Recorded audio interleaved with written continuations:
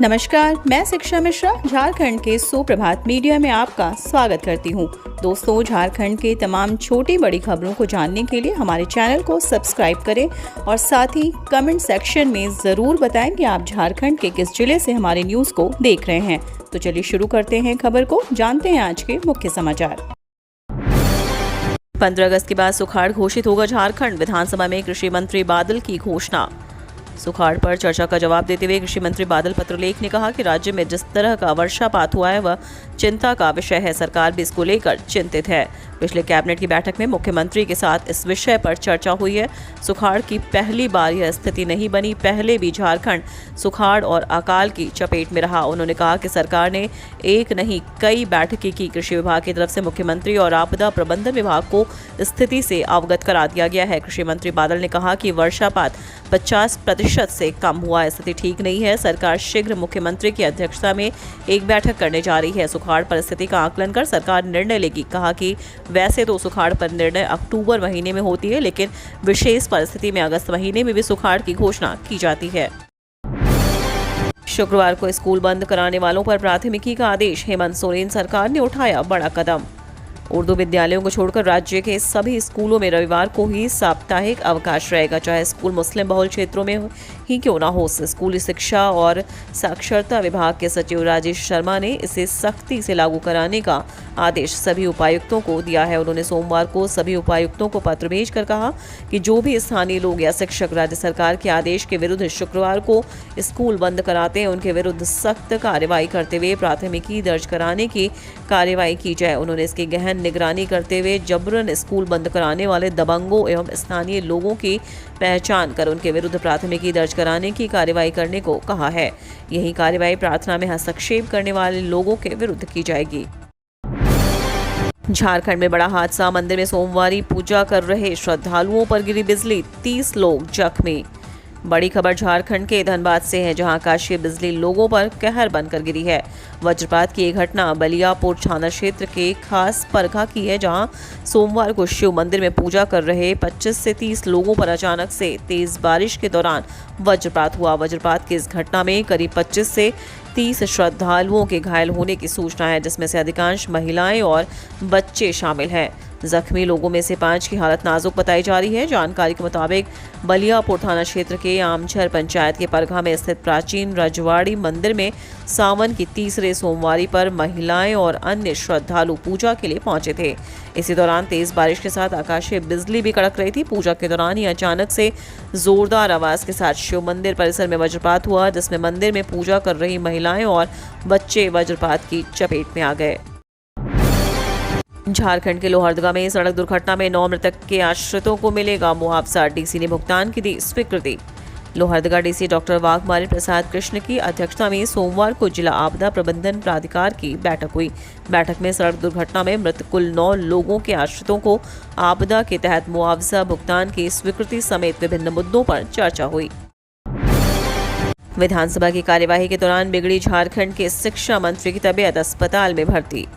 बड़ी खबर झारखंड के रांची से है, जहां विधानसभा के मानसून सत्र के दौरान हेमंत सोरेन सरकार के शिक्षा मंत्री जगन्नाथ महतो की अचानक से तबीयत बिगड़ गई। विधानसभा में सोमवार को मानसून सत्र की कार्यवाही शुरू हुई थी। इसी दौरान शिक्षा मंत्री जगन्नाथ महतो की तबीयत बिगड़ गई।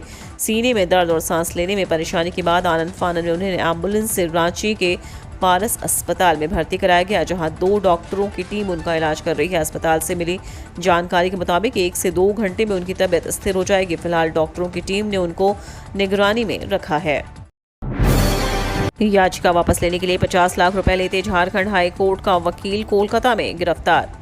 झारखंड हाई कोर्ट के वरिष्ठ अधिवक्ता राजीव कुमार को कोलकाता पुलिस ने देर शाम भारी मात्रा में नकदी के साथ महानगर से गिरफ्तार किया। कोलकाता पुलिस के संयुक्त आयुक्त मुरलीधर शर्मा ने सोमवार सुबह बताया कि पेशे से वकील और रांची निवासी राजीव कुमार जनहित याचिका वापस लेने की एवज में यहां के एक व्यवसायी से 50 लाख रुपए ले रहे थे। तभी बाड़ा बाजार इलाके से रंगे हाथों उन्हें गिरफ्तार किया गया। मुरलीधर शर्मा ने बताया कि राजीव कुमार ने कोलकाता के एक व्यवसायी के खिलाफ रांची उच्च न्यायालय में एक जनहित याचिका दायर की थी और इस याचिका को वापस लेने के लिए 10 करोड़ रुपए मांग रहे थे। शुरुआती बातचीत में वह घटकर 4 करोड़ और अंत में 1 करोड़ पर आ गया। 50 लाख की पहली किश्त का भुगतान किया गया, जहां उसे रंगे हाथों पकड़ा गया। कांवड़ियों के लिए देवदूत है स्थानीय युवकों की टोली। देवघर में स्थानीय युवकों की एक वैसी टोली है जो कांवड़ियों के पूरे श्रावण मास सेवा करते हैं।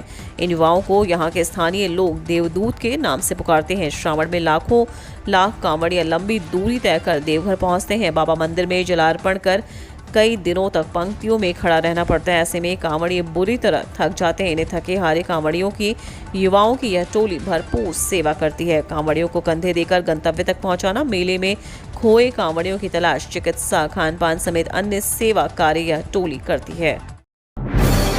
विश्व स्तनपान सप्ताह का शुभारंभ कर झारखंड की मंत्री जोबा मांझी बोली, ग्रामीण महिलाओं को करें जागरूक। झारखंड की महिला बाल विकास एवं सामाजिक सुरक्षा मंत्री जोबा मांझी ने कहा कि हम सभी को ग्रामीण क्षेत्र की महिलाओं को जागरूक करने का काम करना है। उनके बीच जो भ्रामक तथा प्रचलित हैं उन्हें खत्म करना है। 1 अगस्त से 7 अगस्त तक चलने वाले इस विश्व स्तनपान दिवस को केवल एक सप्ताह के लिए नहीं बल्कि साल के 365 दिन करना है। गर्भवती महिलाएं एवं धात्री महिलाओं को इसके महत्व के बारे में बताना है। एनीमिया मुक्त, कुपोषण मुक्त समाज का निर्माण हो सके, इसके लिए लोगों को जागरूक करना आवश्यक है। वे आज रांची के डोरंडा स्थित पलाश सभागार में विश्व स्तनपान सप्ताह के शुभारंभ पर राज्य स्तरीय कार्यक्रम को संबोधित कर रही थी। झारखंड के टांगीनाथ धाम जा रही गाड़ी पेड़ से टकराई, पति पत्नी समेत 3 लोगों की मौत, 9 घायल।